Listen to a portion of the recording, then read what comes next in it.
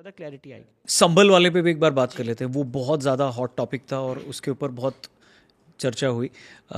वो एरिया भी बहुत ज़्यादा सेंसिटिव हो गया था उसके बाद।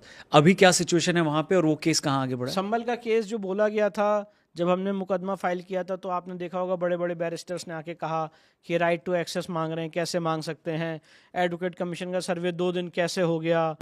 आपने देखा होगा 19 नवंबर को और 24 नवंबर को, ये तो इलीगल है। जब 19 नवंबर को सर्वे होगा तो 24 को कैसे हो सकता है, और कोर्ट बिना किसी को सुने कैसे सर्वे का आदेश दे सकती है। ये पूरी डिबेट की गई। ठीक है। इसको पहली बात कोर्ट ने रिजेक्ट कर दिया, सिविल जज सीनियर डिवीजन ने, संभल ने। इस मामले को इलाहाबाद हाई कोर्ट ने रिजेक्ट कर दिया, उनकी पिटिशन को मुस्लिम पक्ष की, कि भाई आप जो है गलत बात कर रहे हैं और सर्वे जो है बिना किसी पक्ष को सुने हुए कोर्ट कर सकती है, सिर्फ और सिर्फ इतनी रिक्वायरमेंट है सर्वे में आप भी मौजूद रहें। इसके खिलाफ मामला सुप्रीम कोर्ट है, सुप्रीम कोर्ट ने भी स्टेटस को का आदेश दिया हुआ है, इसलिए वहाँ पे लोअर कोर्ट में सुनवाई नहीं हो पा रही है। और अभी हाल फिलहाल में मामला लगा था और मुझे पूरी उम्मीद है जुलाई में मामला दोबारा लगेगा। तो जब एक बार सुप्रीम कोर्ट से क्लियरेंस मिल जाएगा तो फिर इसका ओरिजिनल ट्रायल शुरू होगा।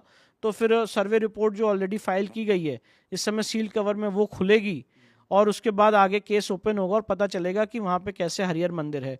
पर मैं आपको ये बताना चाहता हूँ कि वो पूरी जगह एएसआई की है, एएसआई प्रोटेक्टेड मॉन्यूमेंट है, और आज एएसआई प्रोटेक्टेड मॉन्यूमेंट में एएसआई का कब्जा नहीं है और वहाँ पे आज दूसरे पक्ष जो हैं वो कब्जे में। अगर आप इसको कंपेयर करेंगे धार भोजशाला के केस से तो आप देखेंगे कि वहाँ पे तो परमिशन दी थी एएसआई ने, यहाँ पे तो पूरे परिसर में आप कब्जा करके बैठे हैं। तो अभी भी है कब्जा? बिल्कुल उन्हीं का कब्जा है। एक इंटरेस्टिंग केस आया था महाकाल मंदिर में वीआईपी दर्शन का, क्या केस था वो? नहीं, हमने ये मांग की थी कि वहाँ पे जो सारे भक्त हैं, भक्तों में कभी कोई डिस्क्रिमिनेशन नहीं हो सकता है, चाहे कोई आदमी किसी संवैधानिक पद पे हो और चाहे कोई आदमी एक नॉर्मल इंसान हो। तो संवैधानिक पद आपको एक दायित्व देता है कि आप कॉन्स्टिट्यूशनल ड्यूटीज़ निभाएं, पर इसका ये मतलब नहीं कि आप डिस्क्रिमिनेट हो जाए कोई एक आम नागरिक भी।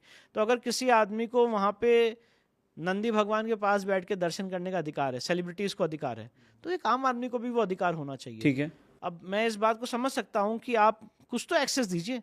मेरा ये कहना था कि एक आम आदमी जो इतने घंटों की लाइन लगाए है अपने ईश्वर, अपने आराध्य की एक झलक पाने के लिए, अगर कोई दूसरा व्यक्ति आज नंदी भगवान के पास बैठ के आराम से सरल से दर्शन कर रहा है, गर्भगृह में पहले लोग दर्शन करते थे पर वो बंद कर दिया गया, पर गर्भगृह के पास तक जाके आप उनको देख सकते हैं। उसके लिए आपको डीएम साहब से इजाज़त लेनी पड़ेगी और डीएम साहब आपको अगर वीआईपी मानेंगे तो ही आप वीआईपी हैं, नहीं तो नहीं है। ये नहीं होना चाहिए। ये एकदम संवैधानिक गलत है, ये कॉन्स्टिट्यूशनली गलत है। और मेरा ये मानना था कि हर आदमी को सबको इक्वल राइट दीजिए मंदिर में एक्सेस का। अगर आप किसी को अधिकार दे रहे हैं, किसी को सुविधा दे रहे हैं, तो दूसरे पक्ष को इतना ज़्यादा डिस्क्रिमिनेट ना करिए कि उसको ये लगे कि भाई ईश्वर हमारे लिए सरल नहीं है। अगर कोई आदमी जाके दर्शन कर रहा है, मैं ये नहीं कह रहा हूँ वो दर्शन ना करें, या कोई कॉन्स्टिट्यूशनल मशीनरी या कोई संवैधानिक व्यक्ति आए तो वो भी लाइन में लगे, मैं ये नहीं कह रहा हूँ। अगर आप उनको सुविधा दे रहे हैं तो जो आम आदमी उसको भी तो सुविधा दीजिए कि वो भी दर्शन कर सके। कुछ एक टाइम बना दीजिए ऐसा कि वो लोग भी सरल दर्शन कर सकें, लाइन बना दीजिए कुछ देर। अगर वो भी खड़े होके अपने ईश्वर, अपने आराध्य से बातें कर लेंगे तो उसमें कोई हार्म नहीं है, कॉन्स्टिट्यूशनली सम्मत चीज़ है मेरी।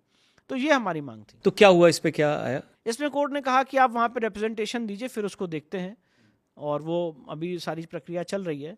पर मेरा ऐसा मानना है कि मंदिरों में वीआईपी दर्शन के बारे में हम लोगों को सोचना चाहिए as a civilization, as a society, और कोई एक नॉर्म निकालना चाहिए, क्योंकि लोगों में बहुत आक्रोश है। जब मैं लोगों से मिलता हूँ बहुत आक्रोश है, किसी को एक्सेस मिलता है, किसी को नहीं मिलता है।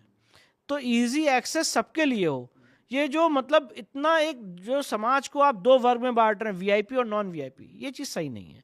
इसके बारे में एक पॉलिसी बननी चाहिए और सारे लोगों के लिए इजी एक्सेस हो टू द डेटी, ये बहुत ज़रूरी है। विष्णु जी, आप इतने सारे यंगस्टर्स से मिलते हैं, यूथ से मिलते हैं, बहुत सारे कॉन्क्लेव्स आप अटेंड करते हैं, आपने क्या ऑब्जर्व किया है कि जो आज का जेनजी है वो ऐसे इश्यूज से रिलेट करता है?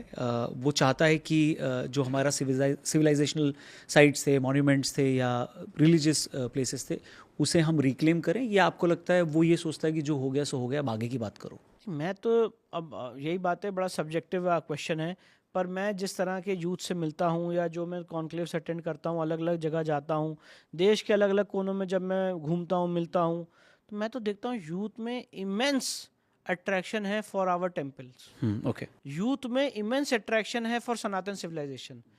और अगर ऐसा नहीं होता तो आज हमारे आपके सामने महाकुंभ हुआ, इतने 60 करोड़ रुपए 60 करोड़ लोगों से 60 करोड़ से ज्यादा लोगों ने वहां पे डुबकियां लगाई, करेक्ट, आस्था की डुबकी, और अलग अलग जो वहाँ पे अपने धर्म को उन्होंने फॉलो किया।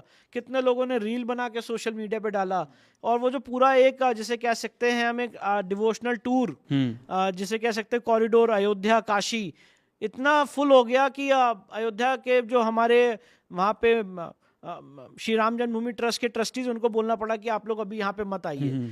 तो यूथ और आम आदमी के अंदर, और जिन लोगों से मैं मिलता हूँ इन जनरल अपनी डे टू डे लाइफ में, सुप्रीम कोर्ट में भी जो एडवोकेट्स से मैं मिलता हूँ, इतना ज़्यादा अट्रैक्शन है लोगों का एक सनातन दर्शन के प्रति।